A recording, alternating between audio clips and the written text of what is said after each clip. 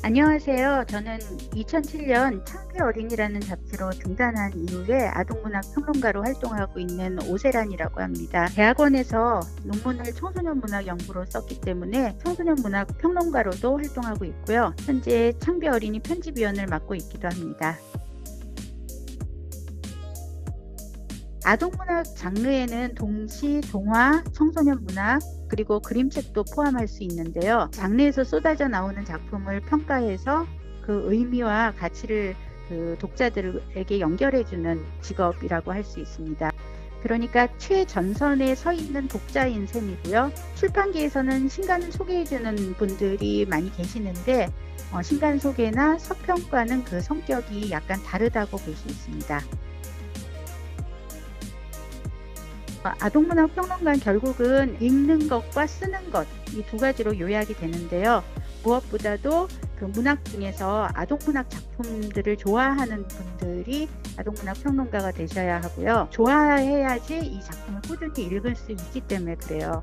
그리고 또 자신이 특별히 관심을 기울이는 시라든가 동화라든가 이런 장르를 찾아내서 읽으면 더 좋을 것 같고요. 개별 작품 한 편 읽을 때마다 서평을 써보는 습관을 들이셔서 다음에는 두 작품을 묶어서 분석을 해본다든지 이런 식으로 동화를 읽고 글을 쓰는 것, 이게 중요하고요. 그 다음에는 평론가가 되려면 평론을 읽어야 되기 때문에 아동문학 평론이 지금 실리고 있는 몇몇 잡지들을 찾아서 꾸준히 읽으시면은 지금 현재 아동문학계에서 어떤 이야기들이 오고 가는지 그 흐름을 민감하게 살피실 수 있기 때문에 이렇게 평론을 읽는 것도 중요합니다. 그래서 자신이 평론을 쓸 준비가 되었다고 판단되시면은 공모전에 원고를 보내거나 잡지사에 이메일로 원고를 한번 보내보는 방법도 있습니다.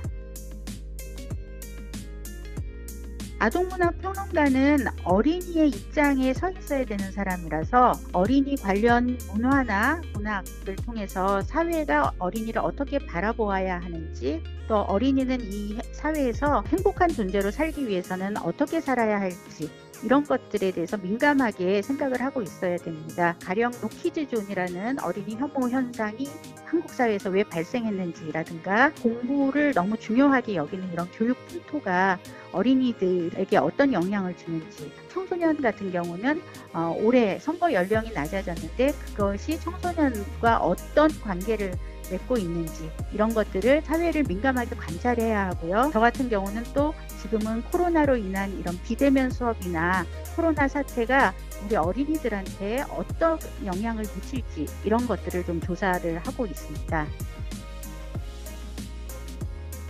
어린이는 아동문학의 가장 중요한 제1 독자이죠.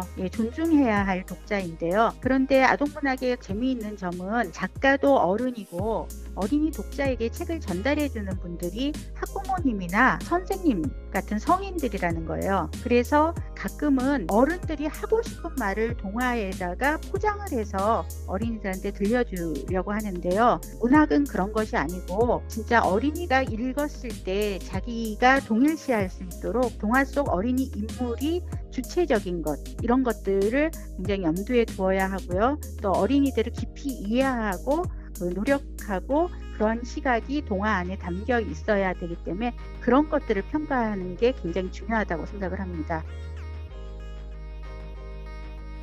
아동문학 평론가가 우리나라에서 생각보다 그렇게 많지 않기 때문에 우리 각자가 써야 될 평론의 테마가 굉장히 많은데요. 일반 문학과 마찬가지로 동화 역시 젠더론의 측면에서 살펴볼 수도 있고 생태주의적인 측면에서 볼 수도 있는데, 이렇게 자신의 관심 분야에 따라서 평론의 테마를 선택하고 그렇다면은 그 테마에 따라서 작품을, 동화를 선별하는 것이죠.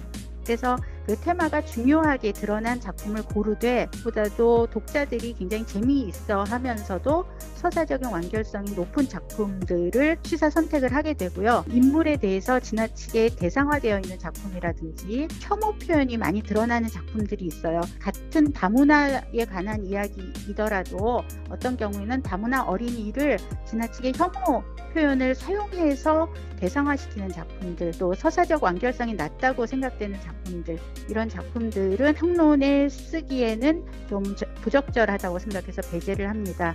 그리고 글을 쓰기 전에는 제가 쓰려는 작품이나 주제에 관해서 다른 평론가나 다른 연구자들이 글을 썼다면 그 글은 꼭 봐야 합니다. 왜냐하면은 평론은 독백이 아니고 작품을 쓴 작가와 평론을 하는 평론가와 또 다른 평론가들과 이 글을 읽을 독자와 이 사람들이 전부 글로 나누는 대화이기 때문에 기존 글을 꼭 봐야 되고요. 평론은 동화를 평가하는 일이기 때문에 자칫하면은 평가를 하는 과정에서 동화 작가나 다른 평론가든지 생각이 다를 경우에는 상처를 받을 수도 있습니다. 글로 인한 상처는 말로 된 상처보다 더 깊을 수도 있어요. 지면을 통한 토론이 벌어지기도 하기 때문에 작품에 대한 평가는 논리와 근거를 가지고 작품에 국한해서 논지를 펼쳐야지만 이후에 서로 비판이나 토론이 나와도 감정 싸움을 하지 않고 작품에 관해서만 생산적인 토론을 할 수 있습니다.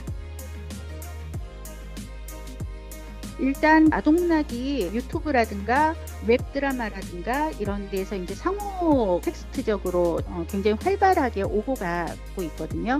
그런데 유튜브나 이런 것들도 스토리텔링 기반으로 만들어지는 경우가 많아서 어린이들에게는 저는 이야기의 구조를 익히거나 이런 데에서 장점도 있다고 봅니다.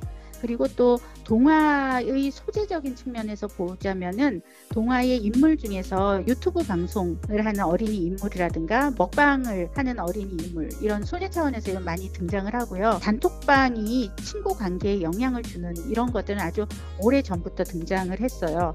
또 청소년 소설에서는 최근에는 디지털 성범죄에 관련된 이야기도 상당히 많이 나오고 있어요. 아동문학이 어린이나 청소년의 삶을 이야기하기 때문에 삶의 기반이 온라인과 이렇게 어떤 복합적인 양상이 되면 당연히 동화도 달라질 수밖에 없다고 생각을 합니다. 앞으로 온라인 콘텐츠가 더 활성화되리라고 보는데요. 문학은 글로 되어 있기 때문에 영상과 다르니까 가야 할 길을 잘 걸어가면서 문학으로 제공할 수 있는 아이디어나 범위는 또 상호 좁혀가야 된다고 생각을 합니다. 말하자면 원소스 멀티유즈라는 말이 오래전부터 나왔는데 문학과 영상은 친연 관계가 있다고 생각을 하고요. 가끔씩 유튜브 영상을 보면서 시대의 흐름에서 멀리 떨어져 있는 어린이용 콘텐츠가 발견이 돼요.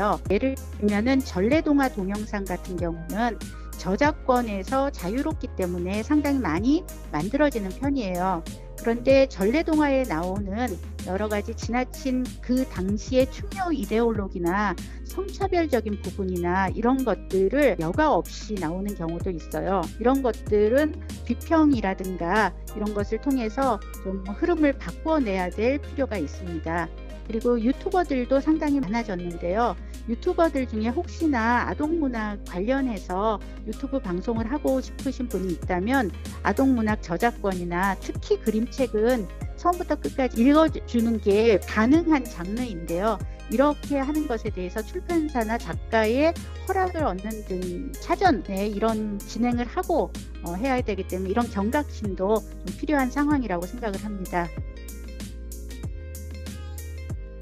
어린이들의 지금 인터넷 사용량과 비교해 볼 때 유해 동영상에 대한 법적인 규제가 우리 사회가 전반적으로 다들 동의하시듯이 굉장히 약한 편입니다. 이런 규제에 대해서 어른들이 좀 더 목소리를 내주시고 관심을 좀 기울여 주셔야 한다고 생각하고요. 최근 선생님들 중심으로 미디어 리터러시라고 해서 미디어 문해력이라든가 아니면 미디어 교육이라든가 어떻게 미디어를 접근할 것인가에 대한 논의가 활발해지고 있는데요. 디지털 원주민인 어린이들을 위해서 디지털 규범이라든가 디지털 매체를 사용하는 법에 대해서 차곡차곡 그 규범들을 만들어 나갈 때라고 생각을 하고 사실은 굉장히 늦었지만 지금이라도 얼른 만들어야 된다고 생각을 합니다.